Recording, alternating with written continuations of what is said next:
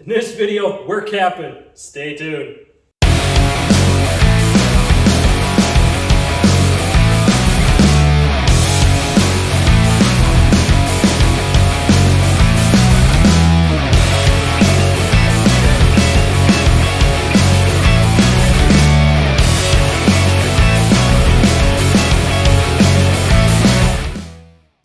Welcome back and/or to the channel.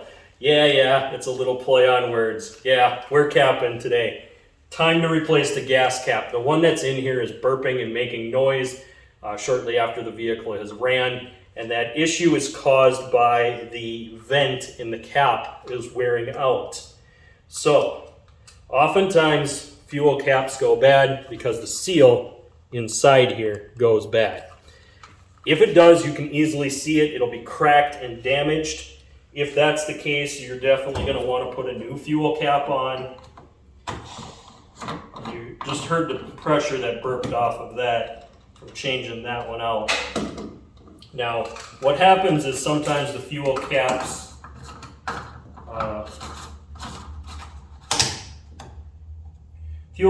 get a little wore out over time. So you have to kind of change them out when need be.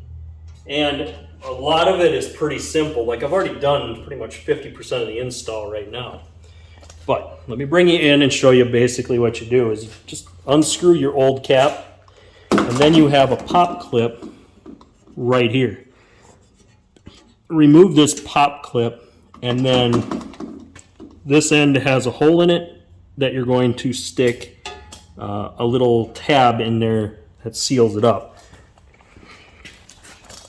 I'm going to switch you around here and bring you in close as I do this one so that you can see how to actually change this out. For the most part, this is a very simple thing that anyone can do. Before we begin today's video, make sure you like, share, and subscribe to this video. Make sure you ring that notification bell for future videos. For my fans on Rumble, please make sure you hit that Rumble button, hit the follow or subscribe button, and all social media links are in the description down below. Now let's get back to today's video. So this is a pretty simple repair that anyone can do. If you don't buy the one with the tether, it goes a little quicker. If you do have the one with the tether and you want the tether, then you've got this extra step that you need to do. So the best way to do this is to kind of hold this out away from the panel. I like to use a Fender tool.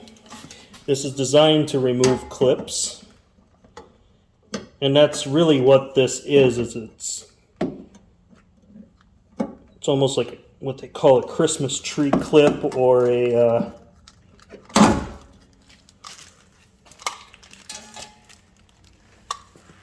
barbed clip. There's little barbs here on the end of it. So that's what you need the tool for. So once you got the old one out, then it's just a matter of putting the new one in place. And the kit comes with several different sizes.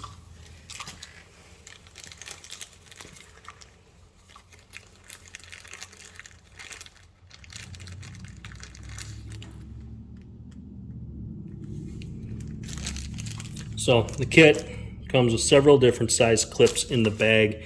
You just want to find the one that's the right fit for what you took off of there. And you can do that pretty simple by just matching them up. And it doesn't have to be perfect. If you have a hard time pushing the clip in, you can go with a smaller one. But all I do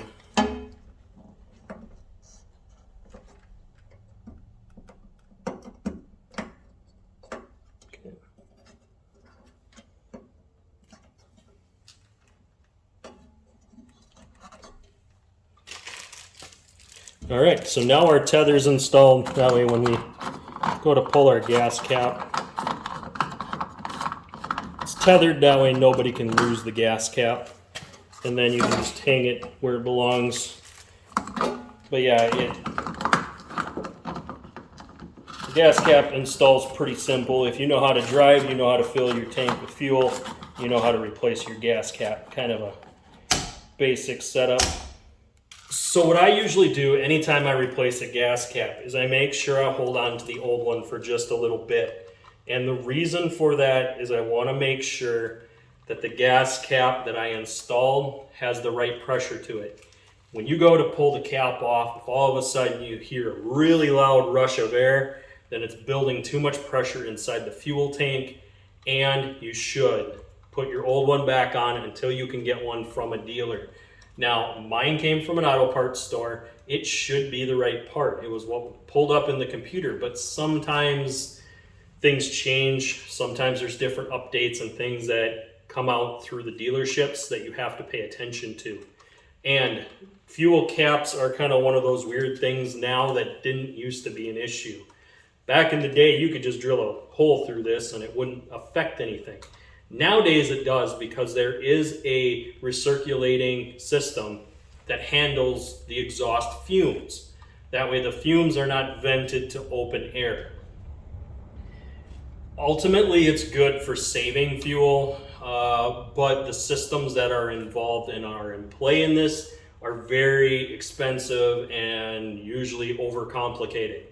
So it can make a bit of a frustration trying to chase down certain engine codes if it's based to your fuel evaporation system or your emission system. Usually a lot of the emissions are referred to on gas engines as your evap system.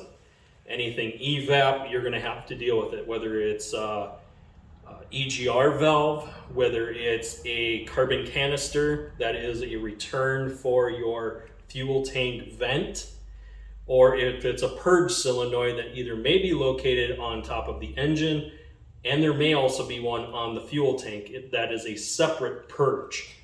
Now, if there is a wire connected to it, it should throw an engine code if it's bad.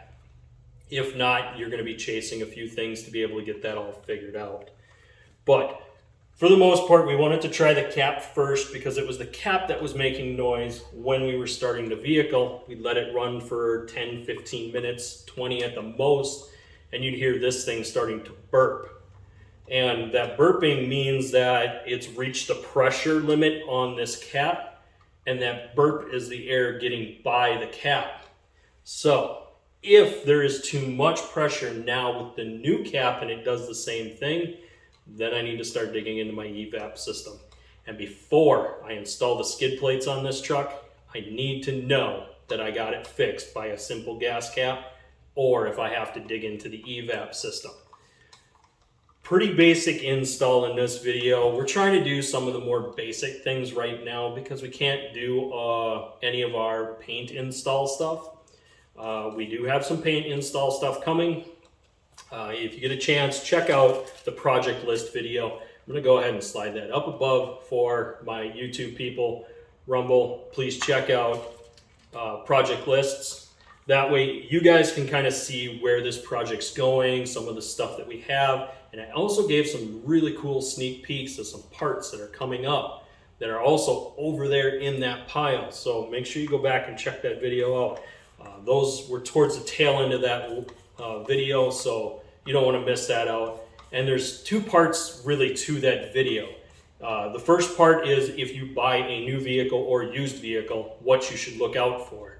The first part of the list, or the second part of that video, is the project list itself for the Silver Swine, kind of where we're going and what we're doing with it. But this was just a pretty simple install, so I wanted to give you guys this one. It's pretty basic. I'm not going to do one for every one of our vehicles because unless there's something weird with the tether, I'm probably just going to call this one a good video.